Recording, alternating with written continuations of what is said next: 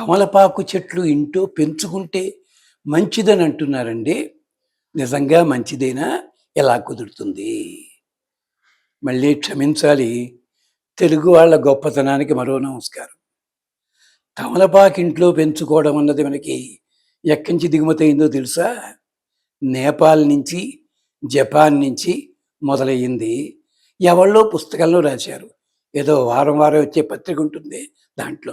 అక్కడి నుంచి మొదలుపెట్టారు. తమలపాకు పెంచుకోవడం మంచిదేనండి. పెంచుకుంటూ అడ్డం వస్తోందని చెప్పి ఇష్టం వచ్చినట్టు కట్ చేయకూడదు. బెడ్రూమ్కి వచ్చేలా పెట్టుకోవడం. పాములు వస్తున్నాయండి. అమ్మా, తమలపాకు చెట్టు పెంచుకోండి. అది మీ ఇంట్లో అడ్డంగా పెరగకుండా పెంచుకోండి. తులసి కోట అలాంటి చోట ప్రత్యేకంగా. తులసి కోటని ఎంత జాగ్రత్తగా పెంచుకుంటారో తమలపాకుని, మనీ ప్లాంట్ని కూడా అంత జాగ్రత్తగా పెంచుకోండి. తమలపాకు గొప్పతనం ఏమిటంటారా? ఒక చాలా అందమైన మాట ఉంది.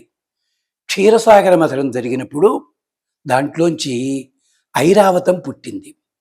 ఇంద్రుడు అన్నీ తీసుకున్నాడు. గుర్రాన్ని ఫ్రీగా వదిలేశాడు. అప్సరసలకేమో క్వార్టర్స్ ఇచ్చాడు. ఇవన్నీ ఉన్నాయి. ఏనుగుని పట్టుకెళ్ళి ఓ చెట్టు కట్టేశాట. ఏం చెట్టది?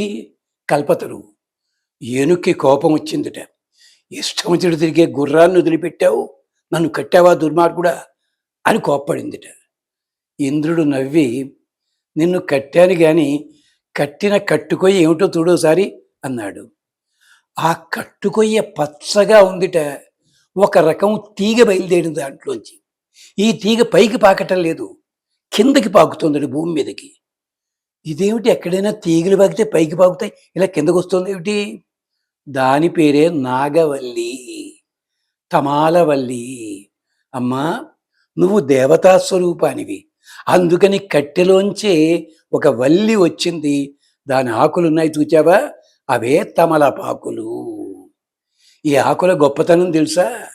లోకంలో ఎక్కడైనా మొదటగా ఆకు వస్తుంది, పుష్పం అవుతుంది, అది కాస్త పండు కాయ అవుతుంది, పండు అవుతుంది, ఇంతుంది. కానీ తమలపాకుకి ఆకే ఉంటుంది. తమలపాకు పువ్వు ఉండదు, తమలపాకు కాయ ఉండదు. అంటే పత్రం, పుష్పం, ఫలం, ఈ మూడితో పాటు తమలపాకులో గొప్పతనం మీరు ఇంట్లో పెట్టుకోండి. 20 రోజులు పోయిన తర్వాత కూడా తమలపాకును ఒకసారి ఇలా నొక్కి చూడండి, కొంచెం తడిగా ఉంటుంది, దాంట్లో నీళ్లు కూడా ఉంటాయి. అంటే పత్రం, పుష్పం, ఫలం, తోయం, ఈ 4 కూడా ఉండే ఒకే ఒక్క జాతి తమలపాకు, అదే తమాలవల్లి. అందుకనే మనం యజ్ఞం చేసిన, పూజ చేసిన, మరోడి చేసిన తాంబూలము సమర్పయామి అంటాం. ఎందుకని తాంబూలము? ఆ తాంబూలం ఇచ్చావంటే పువ్వులతో పూజ చేసినట్టు, కాయలు నైవేద్యం పెట్టినట్టు, ఆకులతో చక్కగా చేసినట్టు, జలముతో అభిషేకం చేసినట్టు. ఇంత గొప్పతనం ఉంటుంది.